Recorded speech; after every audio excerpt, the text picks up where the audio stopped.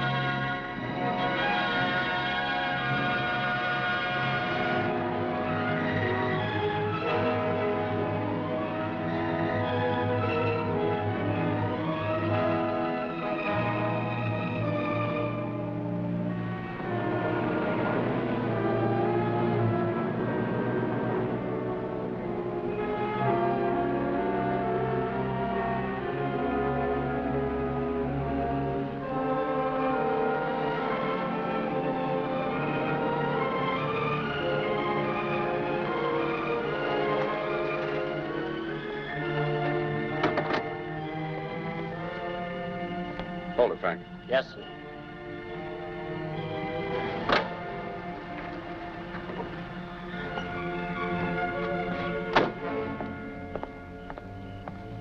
What do you want?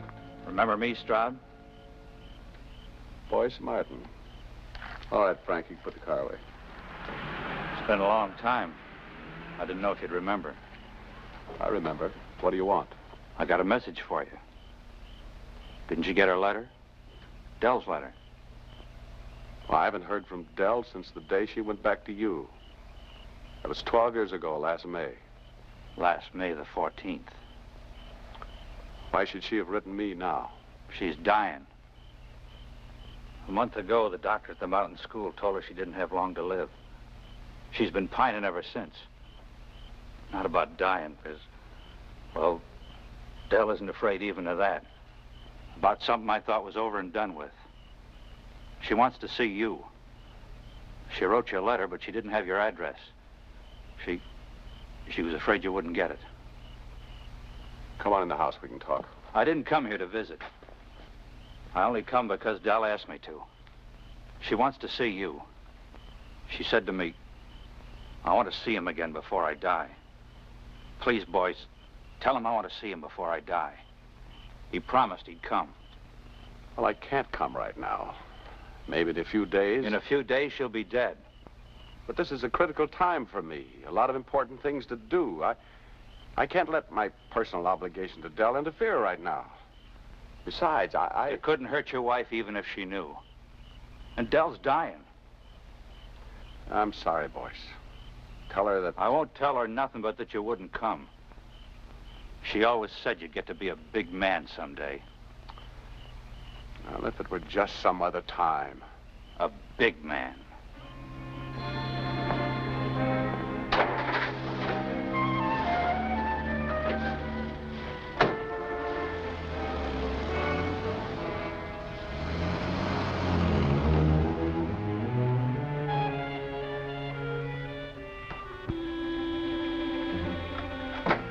Good evening, Mr. Stroud. Even better.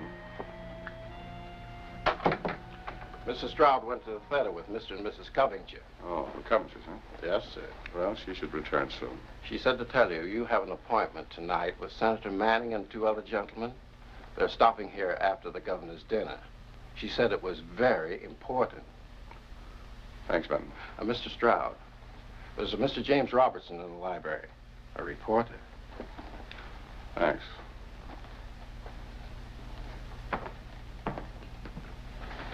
Oh, sorry to disturb you at this late hour, Mr. Stroud. Must be something important. You could have reached me in my office today. Yes, sir, but this just came up this evening. Oh? Besides, I like these late evening chats with important people. They're more relaxed. I get more information. What came up? Oh, a little gossip, a little behind-the-scenes talk, a little conjecture. The senatorial nomination, Mr. Stroud, is just about in the bag, isn't it? Well, what is this, talk, gossip, or conjecture? Mix well, shake, and serve. What I heard, Mr. Stroud, is that Covington is just about ready to swing to you. That should serve up a nice drink. Yes, sir. He's the balance of power. I know. There was a time when Covington leaned toward Corliss. You seem to know more than I do. That made him change his mind. Some old scandal in Corliss past. You know Coventry, the old guard type, prudent, straight-laced. Yes. Can I get a confirmation, sir? Well, not from me, I'm afraid. Wouldn't Coventry be a more direct source? Yes, but there are some questions that only you can answer, sir. Will you accept the nomination if it's offered? United States Senator is a high office. But not the highest. High enough, Mr. Robertson. You know, it's curious, Mr. Stroud. I'm a political reporter. Maybe I'm oversensitive on occasion. But I've felt for some time that there's a certain personal reluctance about your career. And it's puzzling, because all the behind-the-scenes moves appear to be carefully planned with clear purpose. Reminds me of the old days, before old Peter Orman died, when he was running things. The way he timed his moves, the way he pulled his strings. No offense, Mr. Stroud. I know that Mrs. Stroud is Peter Orman's daughter. I think we'd better drop the subject. Of course. Perhaps in the morning? At the office. Thank you. No offense. Really, sir. Good night, Robertson. Good night.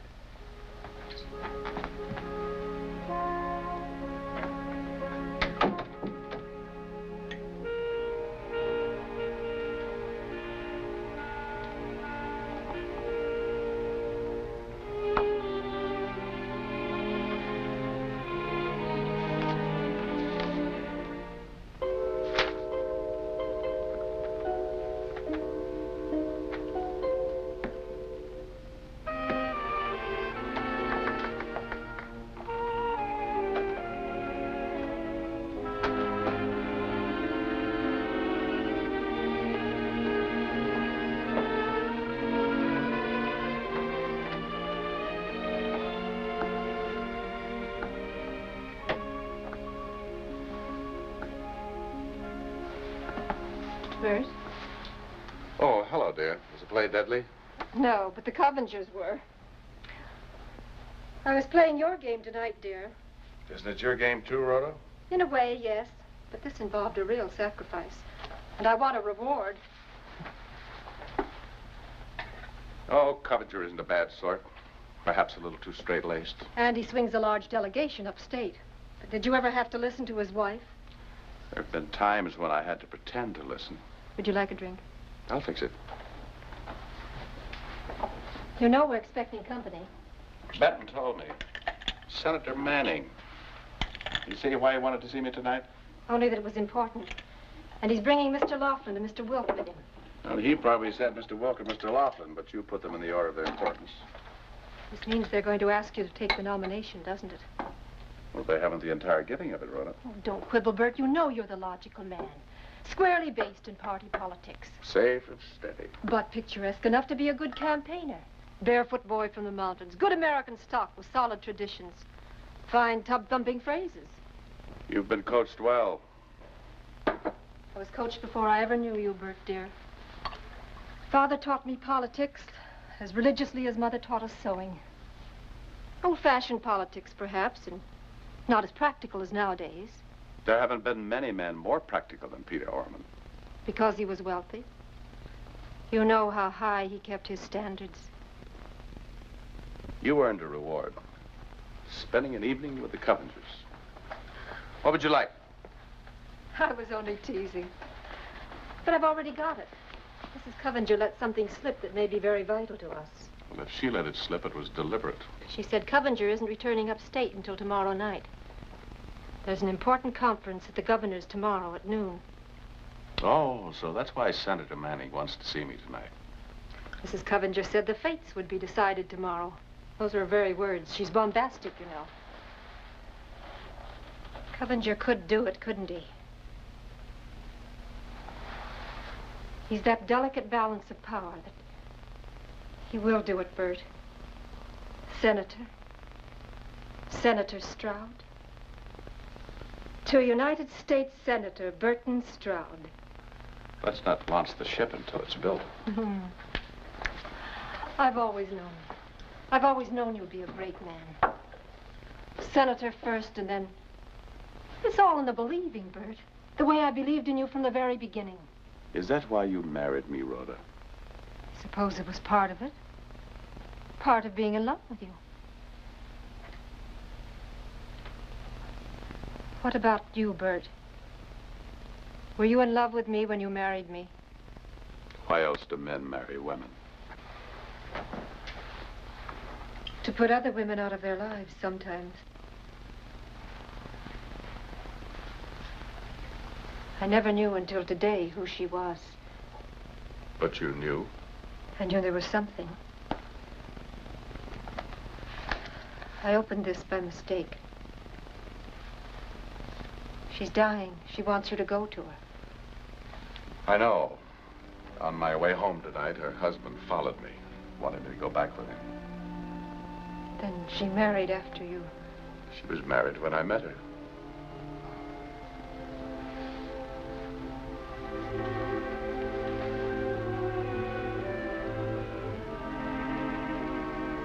When did it happen, Bert?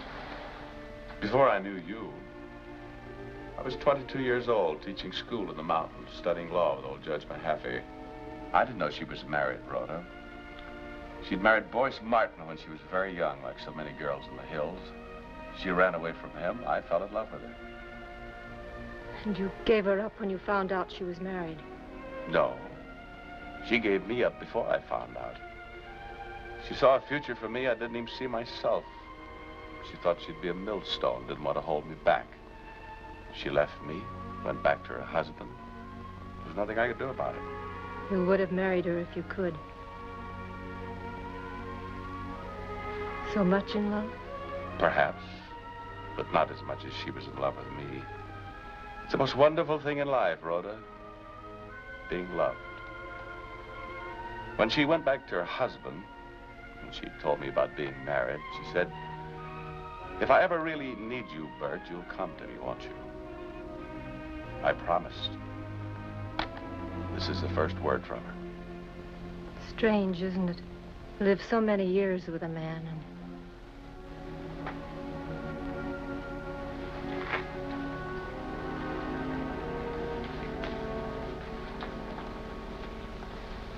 Should I have told you? I don't know. I probably would have married you anyway. Are you going to her, Bert? How can I? Tomorrow's the conference. Do you want to go to her? I wonder if you'll understand me, Rhoda. All things being equal, I should go tonight. No sense of failing you, no idea of helping her, but I promised. I promised I'd come to her if she needed me. No. Even if there weren't the conference, you couldn't. You're a marked man now. You couldn't go back to a little village in the mountains without it being known, and the reason for it shouted in every newspaper in the state. It wouldn't do, would it? You've wanted this nomination too long to throw away all chance for it. I'm not sure I ever wanted it. I don't mean I've been forcing you onto something you never really wanted. It isn't quite that simple, Rhoda. I suppose in marrying you, I also married the Armand Hope.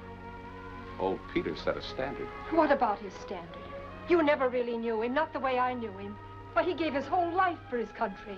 He stood for honesty and idealism.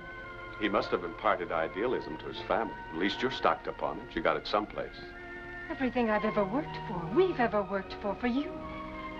Wanting it for you, Bert. Wanting it. Maybe just wanting becomes the most important thing. Wanting power, like wanting money, you give up everything to get it, and then in the end it gets you. It's a long time late, Bert. I've already made my choice, haven't I? Yes? Senator Manning and two gentlemen are in the drawing room, sir. Send them in here, Benton.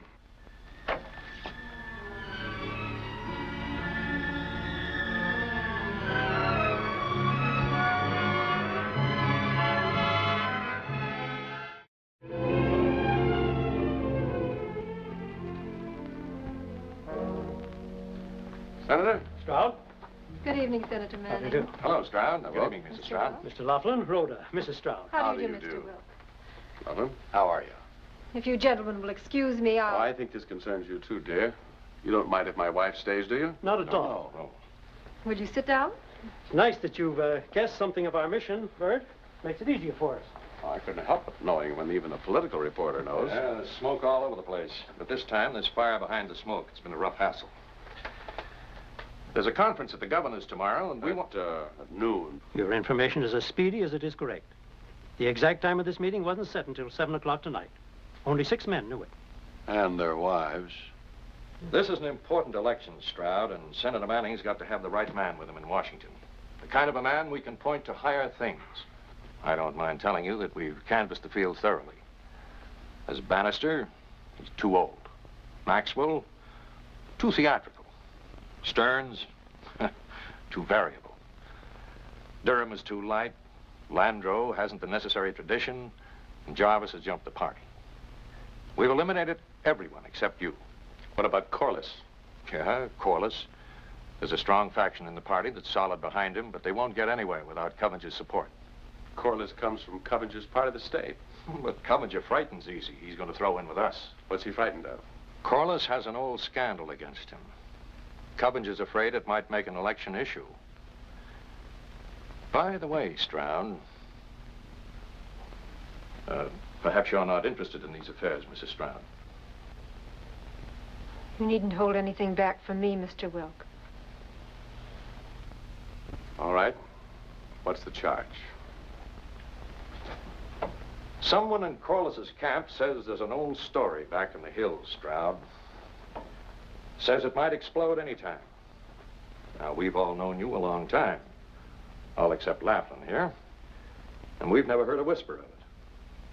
What's the story? Oh, I'm positive there's nothing in it. What's the story? That you stole another man's wife. There was no theft about it. She had left her husband. I didn't know she was married. Later, when she went back to her husband, I left the hills, started to practice law, and married. Mrs. Stroud never heard the story until tonight. It's an old story. It's not going to explode unless... Unless what, Mr. Stroud? Unless I set it off myself. It was many years ago in a small community in the mountains. I know those people there. They're my kind. They're not going to talk to strangers coming in. There's only one way the newspapers could get the story. If I lead them to it. That's right. I know the mountains. Then it's settled. A story as old as that can't be a very appalling Banquo's ghost. Then you'll be at the conference tomorrow, just to make sure. We've hit Covenger pretty hard, but we've got to make sure this time he's really nailed. If it's necessary. Good. A real Star Chamber session, according to the best rules of old Peter Ormond. Ah, wouldn't the old pirate have loved to sit in on a 10-minute parley like this? What do you mean, Mr. Laughlin? Always had a soft spot in my heart for old Peter. Although I've known what a wolf in sheep's clothing he was. Gotta hand it to him. With all his grafting, he was a great party builder. It's been a long day. Good night, Stroud. Yes. Good night. Good night, Rhoda. Good night, Stroud. Good night, Senator.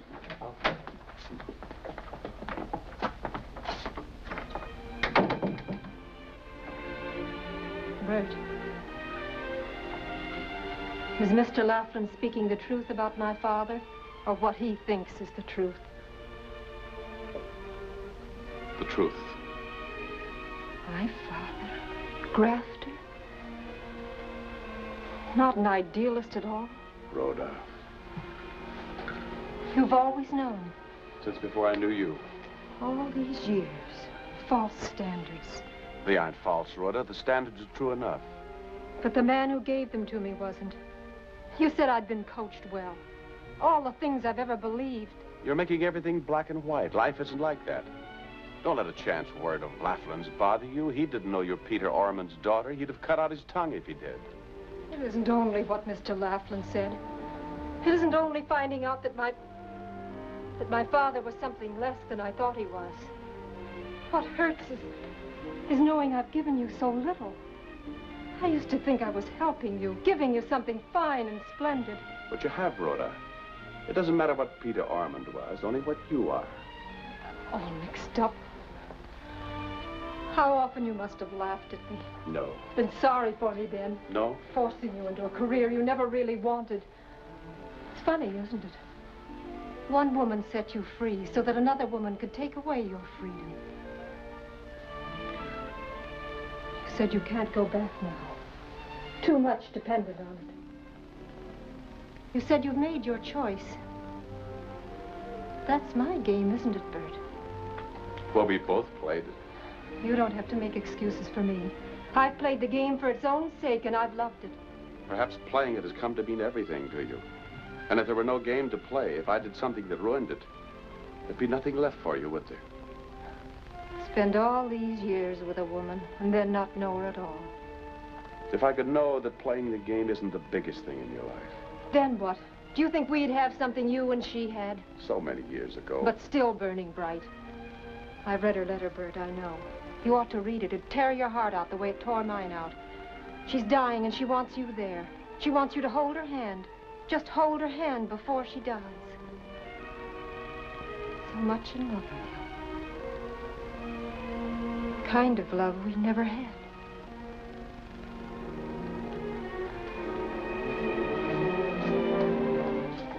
You said it before. The greatest thing in life is being loved. Well, I wouldn't know.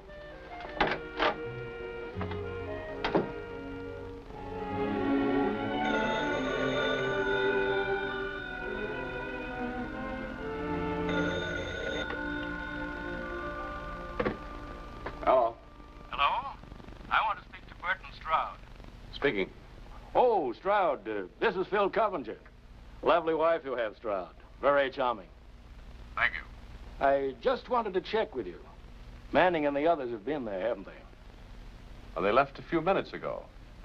Everything all right? Well, they seem to leave in a good frame of mind. Good. See you tomorrow at the governor's then. Reason we're so careful, Stroud, is this is just a grooming for bigger things. You know what I mean? I think I do, yes. See you at noon, Stroud. Good night. Good night, Coventer.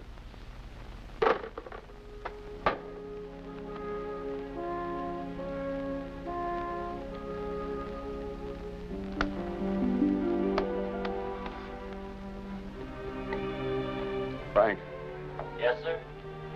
would you bring the car on front, please? Yes, sir. And tell Benton to come in the library. Yes,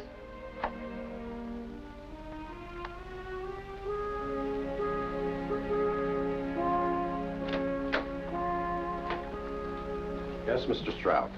Oh, Benton, I want you to call my office in the morning and leave a message for my secretary. Ask her to call Senator Manning and tell him I will not be at the conference. Yes, sir. And would you get my coat and hat, please? Right away, sir.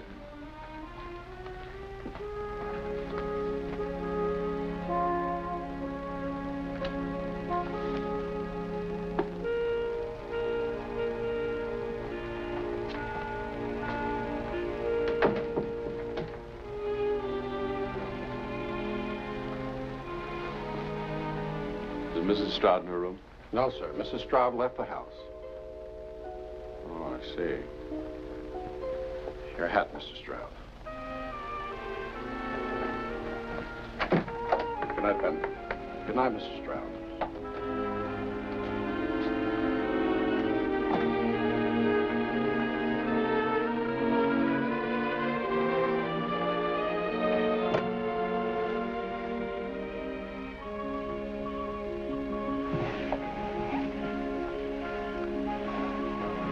Union Station, Frank. Yes, sir. Mrs. Stroud told me.